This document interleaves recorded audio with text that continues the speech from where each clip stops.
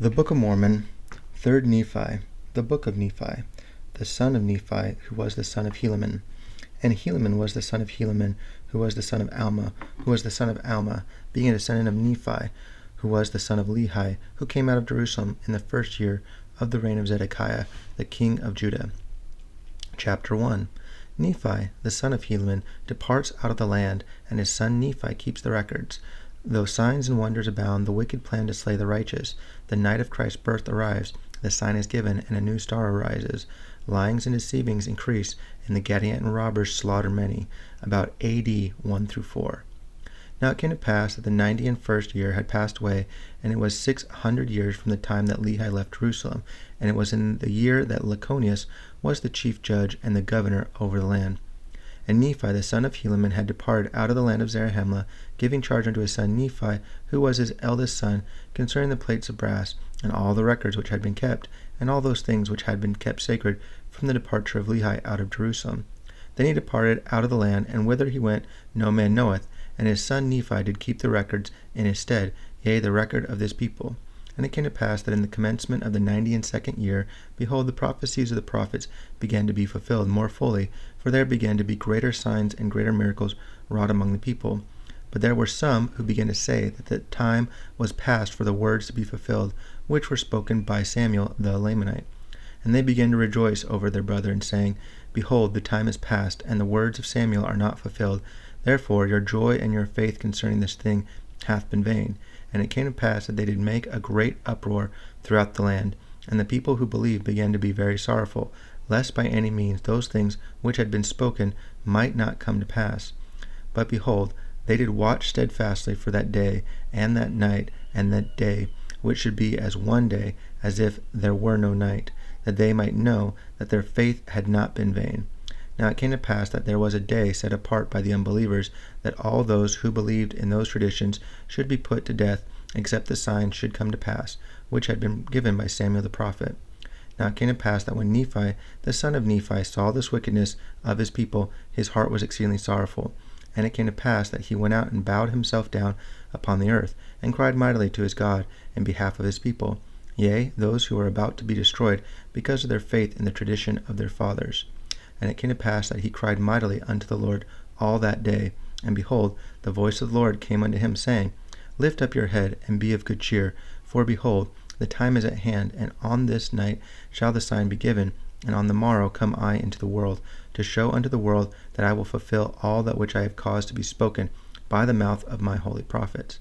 Behold, I come unto my own, to fulfill all things which I have made known unto the children of men from the foundation of the world, and to do the will both of the Father and of the Son, of the Father because of me, and of the Son because of my flesh.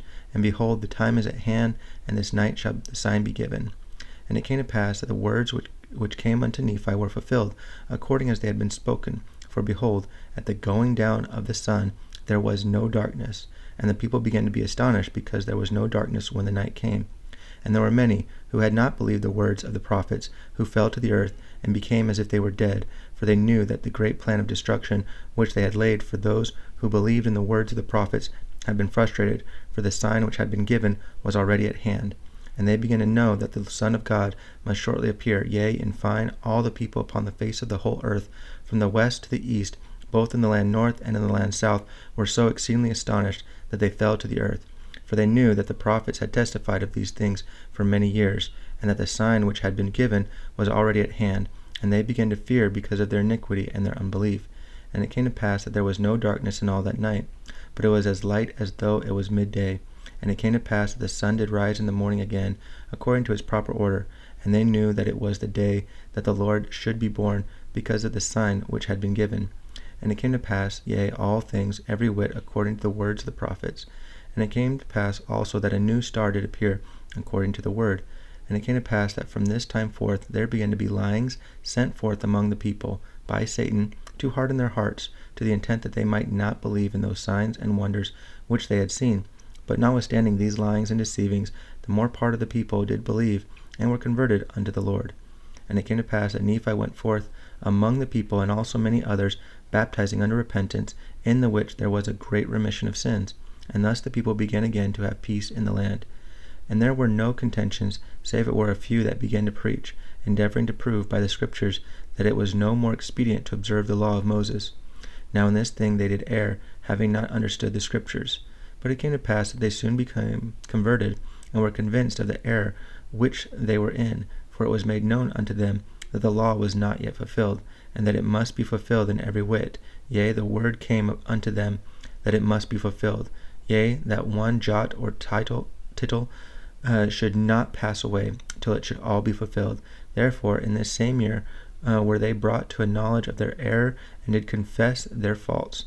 And thus the 92nd year did pass away, bringing glad tidings unto the people, and because of the signs which should come to pass, according to the words of the prophecy of all the holy prophets. And it came to pass that the 93rd year did also pass away in peace, save it were for the Gadian robbers, who dwelt upon the mountains, who did infest the land, for so strong were their holds and their secret places, that the people could not overpower them. Therefore they did commit many murders, and do much slaughter among the people. And it came to pass that in the 94th year they began to increase in a great degree, because there were many dissenters of the Nephites, who did flee unto them, which did cause much sorrow unto those Nephites who did remain in the land.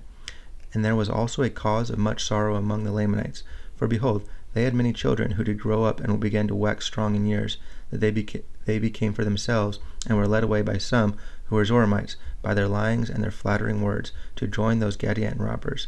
And thus were the Lamanites afflicted also, and began to decrease as to their faith and righteousness, because of the wickedness of the rising generation.